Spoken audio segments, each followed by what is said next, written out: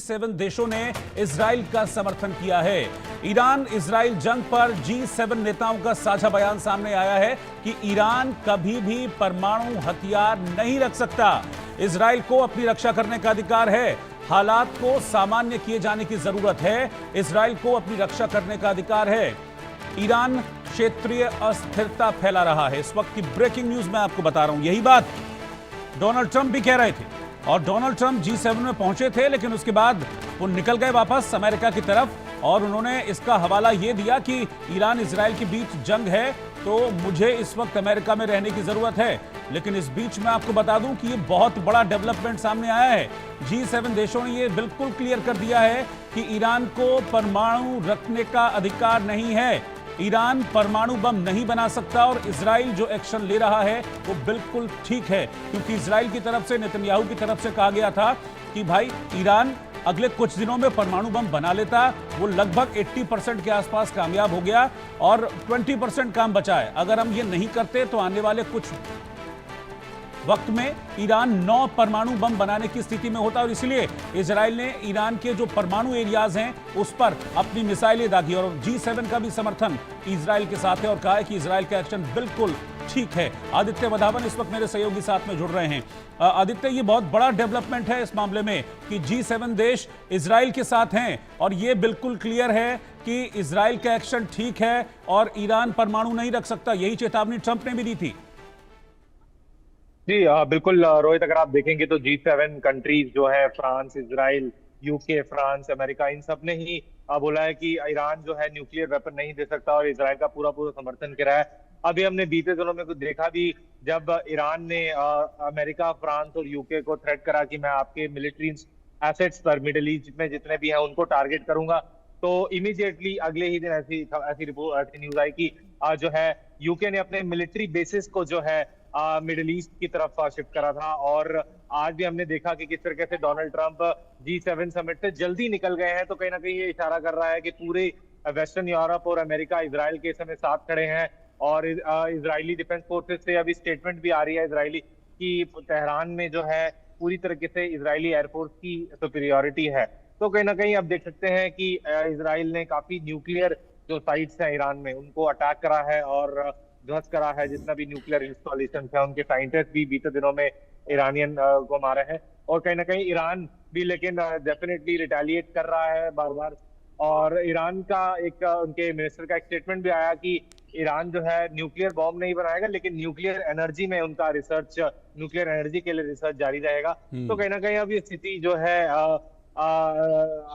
और बिगड़ती हुई नजर आ रही है। और चाइनीज एम्बेसी ने भी जो है इजराइल में अपने नागरिकों को बोला कि आप वहां से निकले, और चाइना और रशिया लेकिन जो भी है ईरान को सपोर्ट कर रहे हैं। तो अब देखने वाली बात रहेगी रोहित की किस तरह की सारी चीजें आगे जाती हैं। ठीक है, मेरे साथ बने रहिएगा आदित्य। मैं आपके पास वापस लौटता हूं। एक और ब्रेकिंग न्यूज आ रही है और बड़ी खबर इस वक्त की यह है कि ईरान में भारतीय दूतावास ने एडवाइजरी जारी की है कि तेहरान छोड़कर आप किसी दूसरी सुरक्षित जगह पर चले जाएं।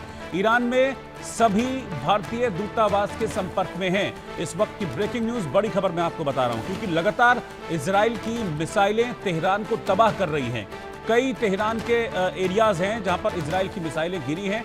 इसीलिए अब भारतीय दूतावास की तरफ से एक एडवाइजरी जारी की गई है कि जो भी हिंदुस्तानी तेहरान में रह रहे हैं वो फौरन तेहरान छोड़ें और सुरक्षित ठिकाने पर चले जाएं, और जरूरत अगर है तो आप भारतीय दूतावास से संपर्क करें। तो अपने लोगों को लेकर भारत में चिंता है और इसीलिए भारत के दूतावास की तरफ से ये एडवाइजरी बाकायदा जारी की गई है कि आप जाइए तेहरान छोड़कर। क्योंकि अभी डोनाल्ड ट्रंप ने भी हाल ही में ये धमकी, मैं इसे कहूंगा, ये चेतावनी कहूंगा कि तेहरान छोड़कर चले जाएं, तेहरान छोड़कर सुरक्षित जगह चले जाएं। ये ट्रंप ने भी अभी कहा है, यानी कि इसका क्लियर इंडिकेशन है कि अभी इजराइल की जो मिसाइलें हैं वो तेहरान पर और कहर बनकर टूटने वाली हैं। आदित्य वधावन इस वक्त मेरे साथ हैं। आदित्य, ये एडवाइजरी जारी की गई है और तेहरान छोड़ने के लिए कहा गया है, यानी कि इसको सीधे तौर पर यह समझिए कि तेहरान इस वक्त जो है टॉप मोस्ट प्रायोरिटी टारगेट है इजराइल का। बिल्कुल रोहित, अगर आप देखेंगे तो विदेश मंत्रालय ने, मिनिस्ट्री ऑफ एक्सटर्नल अफेयर्स ने एक वॉर रूम भी हेल्पलाइन नंबर्स उसमें जारी करे हैं। जो भारतीय स्टूडेंट्स हैं वहां पर तेहरान में, उनको इमीडिएटली छोड़ने के लिए। और ऐसी कुछ रिपोर्ट्स आ रही हैं कि भारतीय छात्र जो तेहरान में हैं उनको ग्राउंड बॉर्डर्स की तरफ से छोड़ने को कहा जा रहा है। कुछ ऐसी भी रिपोर्ट्स आ रही हैं कि वाया आर्मेनिया के थ्रू ईरान तेहरान छोड़ने की बात कही जा रही है इंडियन अथॉरिटीज से, जो इंडियन दूतावास भी है तेहरान में। और कहीं ना कहीं लेकिन अभी जो है उनको एयरलिफ्ट कराना थोड़ा अभी मुश्किल है वहां से, क्योंकि तेहरान की अभी एयर स्पेस, ईरान की पूरी एयर स्पेस अभी बंद है।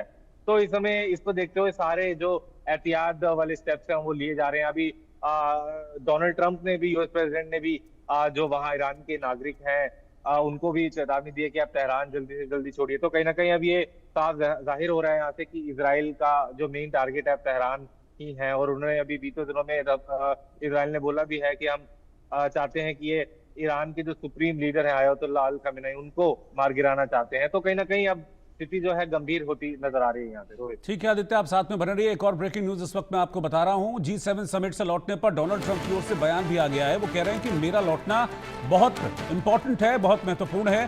काश मैं कल के लिए रुक पाता, जितना जल्दी हो सके मुझे वापस जाना है। डोनाल्ड ट्रंप G7 में शामिल होने के लिए कनाडा पहुंचे थे, लेकिन वो पहुंचने के साथ ही वापस अमेरिका लौट गए हैं। और वो कह रहे हैं कि मेरा वापस लौटना बहुत इंपॉर्टेंट है। दरअसल उनका ये कहना, इसका मतलब ये है कि वो ईरान और इजराइल के बीच हो रही जंग का जिक्र कर रहे हैं, क्योंकि इस बीच उन्होंने ये चेतावनी भी दी है कि तेहरान जल्दी से जल्दी खाली कर दीजिए। यानी कि हो सकता है कि आज इजराइल की तरफ से और जबरदस्त अटैक तेहरान पर हो। और ट्रंप का यह कहना इस बात का क्लियर इंडिकेशन है कि अभी इजराइल की तरफ से बहुत बड़ा अटैक हो सकता है ईरान पर, ईरान के बड़े शहरों को निशाना बनाकर। क्योंकि अब आप ये समझिए कि G7 का सपोर्ट भी इजराइल के साथ है, क्योंकि G7 ने भी ये साफ तौर पर कह दिया है कि इजराइल का एक्शन सही है, हम इजराइल के साथ हैं। और ईरान को बिल्कुल हक नहीं है कि वो परमाणु बॉम्ब बनाए। वो रिसर्च अपनी जारी रख सकता है ईरान, लेकिन परमाणु बॉम्ब बनाए ये ईरान अभी नहीं कर सकता, क्योंकि ईरान में एक क्षेत्रीय अस्थिरता है।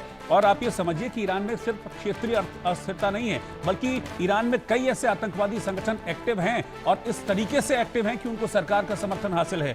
आदित्य, मैं हमास की बात कर रहा हूं। ये बिल्कुल क्लियर है कि हमास और जो ईरानियन गवर्नमेंट है उसकी क्लोजनेस सबको पता है। ऐसे ऐसे और भी आतंकी संगठन हैं जिनसे खतरा हो सकता है न्यूक्लियर वॉरहेड्स को, न्यूक्लियर अगर वो बम बना लेते हैं। इसीलिए इसको क्षेत्रीय अस्थिरता का नाम दिया और इसीलिए ईरान के ऊपर एक तरह से पाबंदी है न्यूक्लियर बनाने को लेकर। जी बिल्कुल रोहित, एक तरह से अस्थिरता तो है, क्योंकि अगर हम देखेंगे तो हमास के अलावा जो वहाँ के आतंकी संगठन है, अगर हम हिजबुल्लाह को बोले या हुतीस को बोले, तो वो कहीं ना कहीं ईरान के एक प्रॉक्सीज हैं, जो बार बार हमने देखा भी है पास्ट में कि किस तरीके से उन्होंने इजराइल पर कभी मिसाइल दाग देते हैं, कभी गोले दाग देते हैं, तो कभी ड्रोन दाग देते हैं। तो इसी के चलते जो है ईरान में अस्थिरता की बात है और इन सबको जो है ईरानियन लीडरशिप का पूरा सपोर्ट है। लेकिन अब इसके बावजूद भी हम अगर हम देखें तो कहीं ना कहीं जो ईरान है लगातार रिटेलिएट भी कर रहा है। कई इजरायली सिटीज में उसने बमबारी करी, हाइफा हो या फिर टेल अवीव हो या जेरूसलम हो। कहीं ना कहीं अभी भी पूरे प्रिकॉशंस इजराइल भी ले रहा है कि उसको, क्योंकि डायरेक्ट मिसाइल के अटैक्स ईरान की तरफ से रुक नहीं रहे हैं अभी। तो अब देखने वाली बात रहेगी रोहित किस तरह की चीजें आगे जाती हैं।